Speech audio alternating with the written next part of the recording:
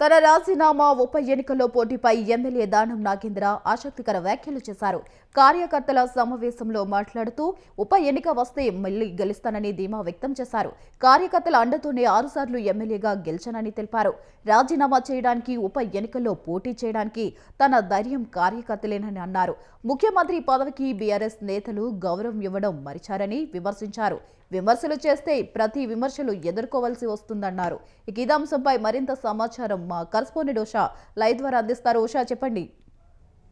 Vaishali, Khairatabad MLA Danam Nagender వరుసగా media ముఖంగా చేసినటువంటి వ్యాఖ్యలు చాలా వరకు కూడా ఉప ఎన్నిక నేపథ్యంలోనే మాట్లాడుతున్నటువంటి అంశాన్ని ఇక్కడ మనము పూర్తి స్థాయిలో అవగాహన చేసుకోవచ్చు. ప్రస్తుతం దానం నాగేందర్ ఏదైతే సీఎం రేవంత్ రెడ్డిని కేటీఆర్ ఏకవచనంతో సంబోధించడం ఏదైతే ఉందో అది సీఎం పదవికి సీఎం సీటుకైనా రెస్పెక్ట్ ఇవ్వాలి అన్న కోణంలో మాట్లాడుకుంటూ అలాగే ఉప ఎన్నిక జూబ్లీ హిల్స్ కి సంబంధించి ఉప ఎన్నిక జరిగినట్లయితే ఖచ్చితంగా జూబ్లీ హిల్స్ ఉప ఎన్నికలో తానే గెలుపొంది తీరుతాను అన్న కోణంలో కూడా ధీమా వ్యక్తం చేస్తూ చెప్పినటువంటి వ్యాఖ్యలను కూడా ఇక్కడ మనం గమనించవచ్చు. ప్రస్తుతం కార్యకర్తల సమావేశం జరుగుతున్నది. ఈ కార్యకర్తల సమావేశంలో దానం నాగేందర్ మాట్లాడినటువంటి మాట, అలాగే ఫిరాయింపు ఎమ్మెల్యేలకు సంబంధించి ఇప్పటి వరకు కూడా దానం నాగేందర్ కి సంబంధించి 5 ఎమ్మెల్యేలకు సంబంధించి గడ్డం ప్రసాద్ స్పీకర్ గడ్డం ప్రసాద్ వద్ద ఇప్పటి వరకు కూడా ఈ కేసు కి సంబంధించి ఫిరాయింపు ఎమ్మెల్యేలో దానం ఇష్యూ చాలా వరకు కూడా కాంట్రవర్సీగా ఉంది. కాబట్టి ఈ అంశానికి సంబంధించి దానం నాగేందర్ ఉప ఎన్నిక అయితే ఖచ్చితంగా వచ్చినట్టయితే తానే గెలుపొంది తీరుతాను అన్న ఒక ధీమాని కూడా ఈ ఏదైతే ప్రముఖంగా కూడా వ్యక్తం చేసినటువంటి అంశాన్ని కూడా చూసుకోవచ్చు. అలాగే కార్యకర్తలే తన బలము, 6 సార్లు తన గెలుపొందడానికి కార్యకర్తలే చాలా వరకు కూడా అహర్నిశలు పనిచేశారు అన్న కోణంలో కూడా అతను చెప్పుకుంటూ వచ్చారు. మొత్తం మీద వరుసగా ఏదైతే దానం నాగేందర్ మీడియా అటెన్షన్తో మాట్లాడుతున్నటువంటి మాటలు ఏవైతే ఉన్నాయో ఉప ఎన్నికనే ఇది ఒక ఇండికేషన్ లాగా ఒక ఏదైతే ప్రజల్లోకి అలాగే అధిష్టానానికి కూడా రీచ్ అయ్యేలాగా ఉప ఎన్నిక వచ్చినట్టయితే ఖచ్చితంగా తానే గెలుపొంది తీరుతాను అన్న కోణంలో కూడా చెప్తున్నటువంటి వర్షాన్ని కూడా ఇక్కడ మనము బేరీజ్ వేసుకోవచ్చు. వైశాలి, మొత్తం మీద సీఎం స్థాయి వ్యక్తిని కేటీఆర్ మాట్లాడినటువంటి వర్షన్ ఏదైతే ఉందో ఇది చాలా వరకు కూడా రాజకీయాల్లో ఇలాంటి కల్చర్ ఉండకూడదు అన్న కోణంలో కూడా అతను చెప్పుకుంటూ వచ్చారు. మరోవైపు చూసుకున్నట్లయితే గతంలో మాట్లాడినటువంటి దానం నాగేందర్ వ్యాఖ్యలకు ఇవాళ మాట్లాడినటువంటి వ్యాఖ్యలకు చాలా వరకు కూడా ఏదైతే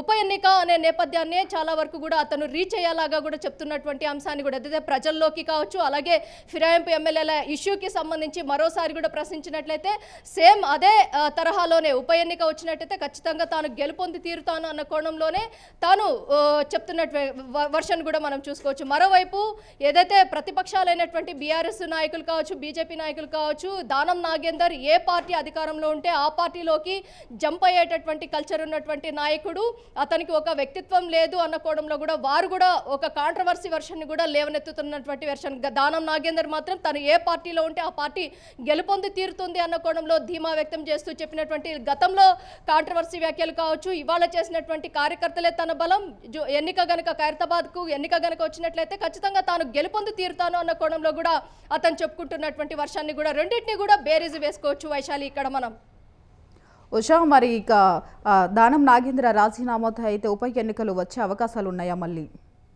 ఖచ్చితంగా దానం నాగేందర్ రాజీనామా చేసినట్లయితే ఖచ్చితంగా ఉప ఎన్నిక వచ్చే అవకాశం ఉంటుంది. ఏదైతే ఫిరాయింపు ఎమ్మెల్యేల చట్టం గనక ఏదైతే ఇప్పటికే స్పీకర్ పరిధిలో ఉంది కాబట్టి ఈ ఇష్యూకి సంబంధించి స్పీకర్ గనక అనర్హత వేటు వేసినట్టయితే ఖచ్చితంగా ఫిరాయింపు ఎమ్మెల్యేల చట్టం దానం నాగేందర్కు వర్తించే అవకాశం ఉంది. ఈ నేపథ్యంలో ఏదైతే ప్రత్యక్ష ఎన్నికల్లో ఎక్కడా కూడా ప్రత్యక్ష రాజకీయాల్లో ఎక్కడ కూడా దానం నాగేందర్ 6 ఏళ్ల దాకా కూడా పాల్గొనకూడదు.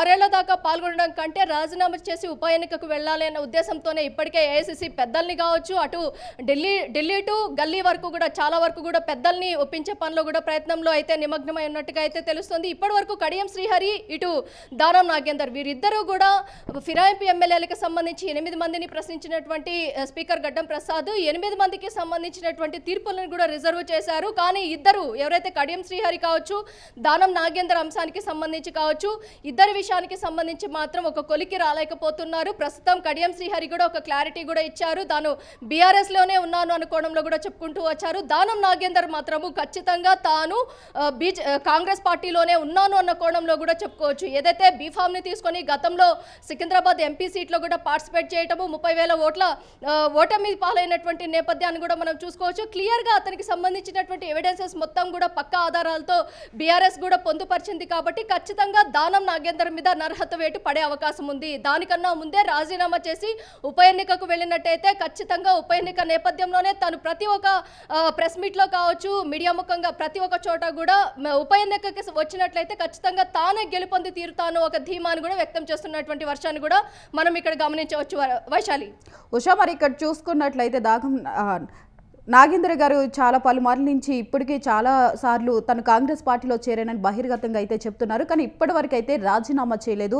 ఇటు ఢిల్లీ కానీ ఇటు సీఎం రేవంత్ రెడ్డితో కానీ పలుమార్లు చర్చలు జరిగినట్లు కూడా తెలుస్తుంది మనకి. అయినా కానీ ఇంకా అంటే రాజీనామా ఇప్పటి వరకు చేయకపోవడానికి గల కారణాలు ఏంటి? అంటే ఇంకా కాంగ్రెస్ పార్టీ నుంచి ఆయనకి ఏం క్లారిటీ రాలేదా? ఇంకా ప్రస్తుతం అయితే గతంలో ఏఐసిసి ఖర్గేని కావచ్చు, వేణుగోపాల్ని కూడా సంప్రదించినటువంటి దానం నాగేందర్ ఏఐసిసి పెద్దలు ఇచ్చినటువంటి ఏదైతే సమాధానం ఏదైతే ఉందో దాన్ని బేస్ చేసుకొని ఇక్కడ వచ్చి ఏదైతే ఐటీ మినిస్టర్గా ఉన్నటువంటి ఢిల్లీ టూర్ తర్వాత ఐటీ మినిస్టర్ శ్రీధర్ బాబుని కూడా దానం నాగేందర్ కలవడం జరిగింది. దానం నాగేందర్ని కలిసిన అనంతరం నెక్స్ట్ ఏదైతే మరో 2 రోజుల్లో స్పీకర్ దగ్గర హాజరవ్వాల్సినటువంటి నేపథ్యం ఉన్నటువంటి దానం నాగేందర్ ఎక్కడా కూడా స్పీకర్ దగ్గర హాజరు కాలేదు, గైర్హాజరు అయ్యారు. మొత్తం కూడా దానం నాగేందర్ ఒక ప్లాన్ ఆఫ్ యాక్షన్తోనే ముందుకు వెళ్తున్నారు అన్న వర్షన్ కూడా చాలా వరకు వినిపిస్తోంది. దానం నాగేందర్ ఖచ్చితంగా ఉప ఎన్నిక నేపథ్యంలోనే ఉప ఎన్నికకు వెళ్లాలన్న ఉద్దేశంతోనే ఉన్నారు.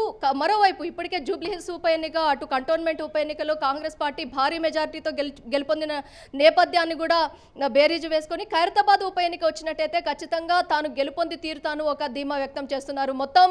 మొత్తం కూడా ఏదైతే ఈ రోజు జరిగినటువంటి కార్యకర్తల సమావేశంలో సీఎం స్థాయి వ్యక్తిని కేటీఆర్ ప్రస్తావించినటువంటి ప్రస్తావన కావచ్చు, అలాగే ప్రతి విమర్శలు రాజకీయాల్లో సహజం అన్న కోణంలో మాట్లాడినటువంటి వర్షన్ కావచ్చు, ప్రతి ఒక్క దాన్ని కూడా ఇక్కడ సామరస్యంగా మాట్లాడి అలాగే ఉప ఎన్నిక నేపథ్యాన్ని మాత్రం పదే తను స్ట్రెస్ చేసి మరీ మాట్లాడుతున్నటువంటి వర్షన్ని కూడా ఇక్కడ గమనించవచ్చు.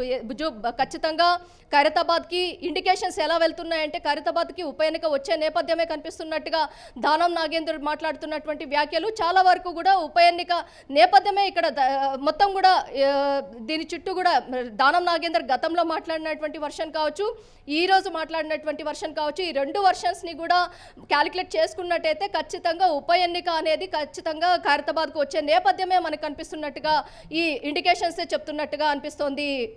వైశాలి, ఉషా, ఇక్కడ చూసుకున్నట్లయితే ఇంకో 2 రోజుల్లో అయితే స్పీకర్ ముందు హాజరు అవ్వాల్సి ఉంది. ఇంకా రాజీనామాకి 2 రోజులు మాత్రమే టైం ఉంది. ఈరోజు సీఎం రేవంత్ రెడ్డి అయితే ఢిల్లీకి వెళ్ళారు. అక్కడ మాట్లాడడానికి నేతలందరూ కూడా ఈరోజు అక్కడ సభలో మాట్లాడనున్నారు. ఈ అంశం ఏమన్నా ప్రస్తావించి రేపు ఏమన్నా నిర్ణయం తీసుకుని రాజీనామా చేయించే అవకాశాలు ఏమన్నా కనిపిస్తున్నాయా? ఖచ్చితంగా వైశాలి, ఇప్పటి వరకు సిడబ్ల్యూసి సమావేశానికి నిన్న బయలుదేరినటువంటి సీఎం 2 రోజుల పర్యటన ఏదైతే కాంగ్రెస్ వర్కింగ్ కమిటీ సమావేశము చాలా వరకు కూడా రాష్ట్రాలకి సంబంధించి కాంగ్రెస్ పార్టీని బలోపేతం ఎలా చేయాలి, అలాగే మహాత్మా గాంధీ గ్రామీణ ఉపాధి యోజనకి సంబంధించి వెళ్ళినటువంటి సీఎం రేవంత్ రెడ్డి ఈ అంశాలన్నిటితో పాటుగా ఇటు రాష్ట్రంలో జరుగుతున్నటువంటి అంశాలు, నామినేటెడ్ పదవులు, అలాగే దానం నాగేందర్ ఇష్యూతో పాటు నెక్స్ట్ రాబోయేటటువంటి ఎన్నికలు జెడ్పీటీసీ ఎంపీటీసీ ఎన్నికలు కావచ్చు, జిహెచ్ఎంసీ ఎన్నికలకి సంబంధించి కావచ్చు, ప్రతి ఒక్క దాన్ని కూడా కూలంకుషంగా ఇక్కడ ప్రస్తావించే అవకాశం ఉన్నట్టుగా అయితే తెలుస్తుంది. దానం నాగేందర్ అంశం కన్నా చాలా వరకు కూడా ఓట్ చోర్ అంశము, అలాగే గ్రామీణ ఉపాధి అంశము, వీటి మీద కేంద్ర ప్రభుత్వం దగ్గర కేంద్రంలో ఉన్నటువంటి సిడబ్ల్యూసి సభ్యులు ఎవరైతే ఉన్నారో వారి దగ్గర చాలా వరకు కూడా ఈ ప్రస్తావన వచ్చే అవకాశం ఉన్నట్టుగా అయితే తెలుస్తుంది. Vaishali, right, thank you Usha, thanks for the updates.